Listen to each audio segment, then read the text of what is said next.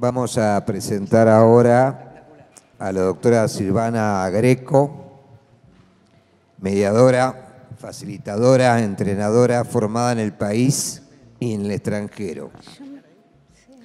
De 2014 es coordinadora del programa de resolución alternativa de conflictos del Ministerio Público de la Defensa de la Nación.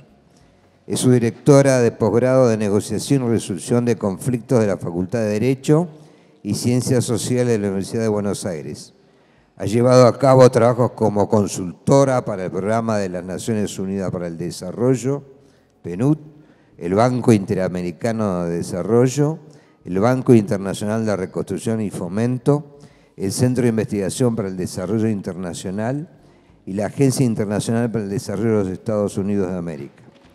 Facilitadora e integrante del equipo de Fundación Libra que diseñó las mesas de diálogo del primer taller regional sobre revisión de las políticas de salvaguarda del Banco Mundial, prototipo replicado en 4 talleres regionales que la Oficina del Ombudsman del Banco Mundial realizó con el objetivo de revisar las políticas de salvaguarda de cumplimiento obligatorio en proyectos con impacto ambiental, financiados por la Corporación Financiera Internacional del Banco Mundial.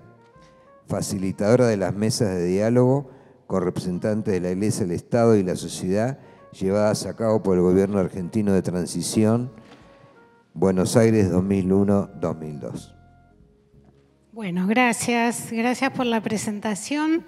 Vamos a ver si podemos imprimir una dinámica que nos conecte a todos, ¿no? Porque después de 2 exposiciones con estos científicos tan talentosos y de tanto recorrido y tan técnicas, ¿no? Necesitamos por ahí algo que nos sentirnos pares, ¿no? Ese currículum me asusta a mí, eso que leíste. Pero bueno, sí, son actividades que uno va haciendo. Yo básicamente me reconozco en mi identidad de mediadora y facilitadora de diálogos. O sea, de lo que hablamos son prácticas participativas para resolver conflictos y también conflictos ambientales.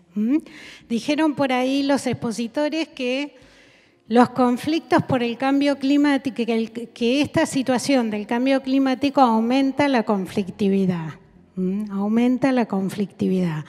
Y también dijeron por ahí que es un campo en disputa. Debo decir que desde lo que es el campo de la gestión de los conflictos y la transformación de los conflictos, el conflicto es parte de la vida en sociedad, o sea, es inevitable. No existe una sociedad sin conflictos, no existe una familia sin conflictos, no existe un grupo humano sin conflictos. Entonces, es esperable, inevitable.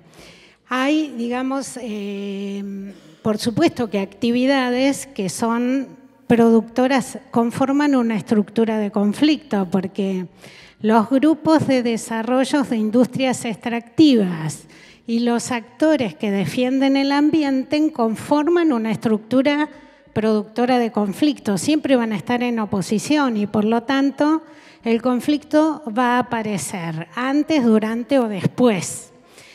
A mí me marcó un poco lo que iba a decir, no solo escuchar las exposiciones anteriores tan interesantes e importantes y necesarias para comprender lo que es el fenómeno del que estamos hablando, sino saber que este conversatorio que estamos teniendo hoy va a llegar a más de 100.000 personas en el país y que estas personas tienen entre 18 y 30 años. Entonces pensé que debo reorientarlo para pensarlo participativo, ¿no? Estos días nosotros pudimos observar la cantidad de grupos de jóvenes que se están manifestando para la protección y la concientización del cuidado del ambiente, ¿no? La tenemos a la sueca Greta y a otros grupos y en el país muchos otros. O sea que los jóvenes por suerte nos superan a los de las generaciones anteriores en la conciencia que tienen de esta situación. Entonces yo me preguntaba, bueno, ¿qué podemos decir desde los procesos participativos de acceso a justicia y resolución de conflicto para estos jóvenes y la participación? Por un lado, la necesidad de la participación. Las formas, por otro lado, ¿cómo hacemos la participación? ¿No? Y hay formas, digamos, participativas reguladas, más formales, como el plebiscito, las audiencias públicas. Seguramente deben haber escuchado que en muchos países, en el nuestro también, aunque se usa poco, cuando se realizan obras que impactan en el ambiente, debe hacerse una consulta previa y hay estándares internacionales que también lo establecen. Que para tomar decisiones donde hay grupos, distintos actores colectivos, hay que dar participación y hay audiencias públicas para eso. Esas son las más formales. Pero hay también formas desreguladas y descentralizadas de atención, prevención de los conflictos. Y entonces podemos pensar un circuito, ¿no? de tres, o un proceso de tres elementos. Por un lado, la diferencia. Todos tenemos diferencias. Si ahora charlamos un poco de qué escuchamos de estas conferencias, seguramente lo que yo escuché va a ser distinto a lo que escuchó acá mi amiga, a lo que escuchó, ¿no? Alberto, y podríamos con esas diferencias ¿qué hacer? Debatir a ver quién tiene razón, y entonces hacemos lo que yo doy en llamar la conversación del tener razón o persuadir, y entonces el que tiene mejor labia, más seducción, lo convence al otro de que lo que dijo el orador es lo que uno escuchó.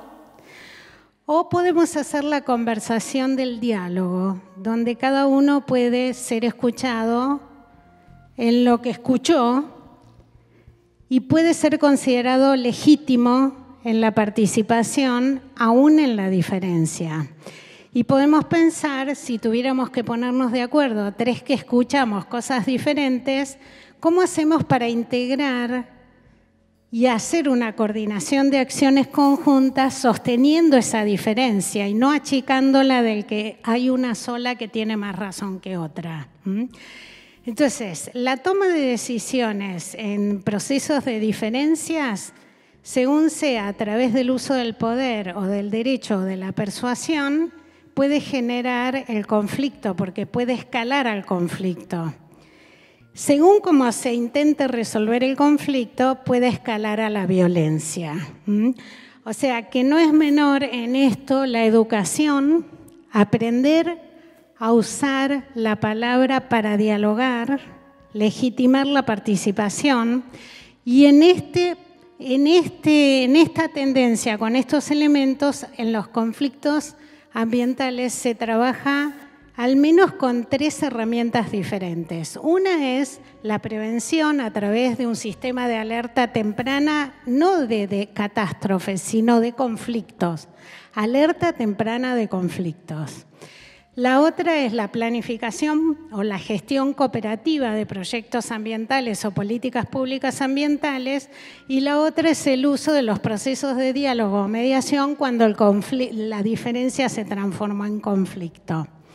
Bueno, termino acá porque sé que estamos con poco tiempo y nada, pensar que el conflicto es inherente a la vida social, que el problema no es el conflicto, sino cómo respondemos y manejamos los conflictos.